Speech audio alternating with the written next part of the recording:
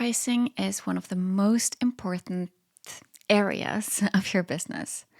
If you're pricing yourself too low based on your numbers, then you don't have a profitable business or you're left overworking. If you've priced yourself too high compared to the value you provide, branding, and the market that is available, then again, you probably aren't making enough money because you're not getting enough bookings. And that's what we're going to dive into a bit deeper in this episode: pricing and the strategy behind it. The last couple of solo episodes have been focused a lot on mindset. If you've listened to those, you hopefully know what a key role mindset is. When you want to raise your prices, you have to believe that you're worth it and that it's possible.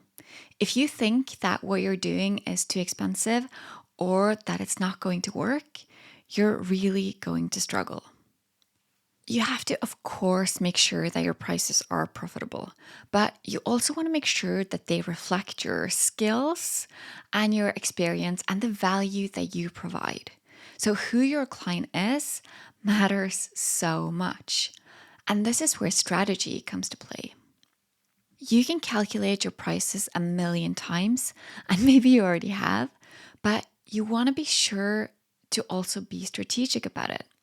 There's so much psychology that goes into pricing, so just listing up the facts and the features, that'll only get you so far. So take a look at your current prices. How are you explaining and talking your clients through them? Do you only mention hours and wardrobe choices, or are you also speaking to your clients' feelings and values? So that's one part of it.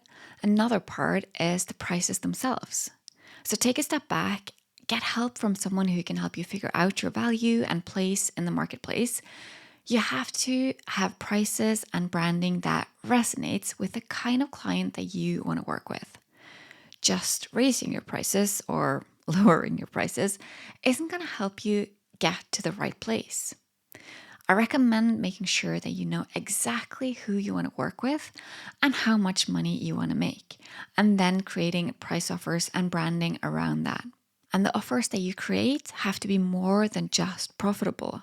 You want to make sure that they're strategic and they are not just listing everything that you want to do or can do or think your client wants. If you have too many offers, you'll overwhelm your client. Too few, and they won't be able to compare them with anything and might not have enough info to make a decision. If your lowest price is too low, then your clients might opt for that and not even look at your other offers, meaning you're not earning very much money. Maybe you include tons of stuff in your packages because you feel like you need to, and that's leaving you exhausted and not as profitable as you think you are. There are just so many pitfalls. So I guess this is a perfect time to mention that a new live workshop week is coming up. This time it's about pricing, about strategic pricing. It's only $47 and it's going to be in April, and you are very welcome to join, regardless if you can hang out with us one day or every day, or if you only have the opportunity to catch up with the replays. Either way, it's going to be so worth it. I do these mini courses about 2-3 times a year, and it's such a great way for you to check out how it's like to work with me while getting great value. Go sign up so you don't miss out. Check out ingvildkolnes.com/pricing. When it comes to pricing, you want to make sure that you focus on what potential clients want and what they're willing to pay for it. Just putting anything out there probably won't work. So figuring out what your dream client wants and what they're wanting to pay and making sure that there are enough of those clients is a good place to start. Niching is great, but you want to make sure that there's a need and a willingness to pay.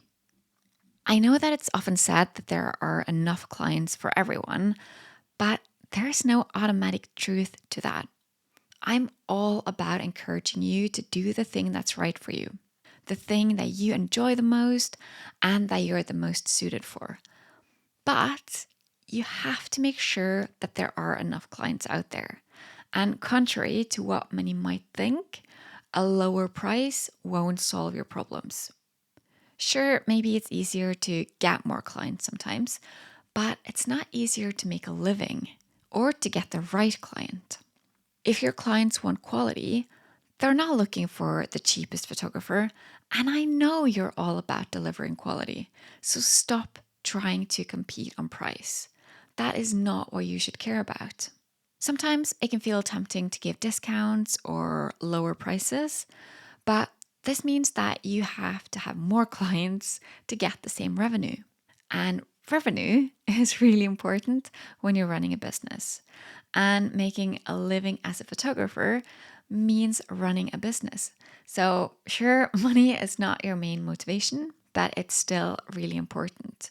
You have a life outside of photography, and lower prices means more time working or less income. If you need 20 clients a year and you give them a 10% discount because you're worried that you won't book enough, that means that you now need 22 clients to get the same revenue. And if you turn this around, by doubling your prices, you only need 10 clients instead of 20. I'm not saying here that this is the solution, but definitely think about what your prices are and how they reflect the kind of work that you do and the kind of clients that you want. When raising your prices, you might want to consider if your current branding supports this or if you need to make some changes. You see, I often hear of photographers wanting to work their way up, and that's not really a strategy I recommend. Simply because the kind of client who wants your lower price and offer is probably very different from the client who wants a higher end offer, which means that you have to start over when your rates and branding changes. And if you change in increments, it'll probably take you a really long time. Speaking from experience here, I started at the very bottom and increased my prices bit by bit, and it took years before I could even make a living from photography. So if you know that you want to be in a different place in a year or even 3 from now, see if you should make the jump now. And if you want to learn more about strategic pricing, come sign up to the live pricing workshop in April. Go to ingvildkolnes.com/pricing or check out the link in the show notes. You just listened to an episode of Sustainable Photography. Please share this episode with a photographer you care about.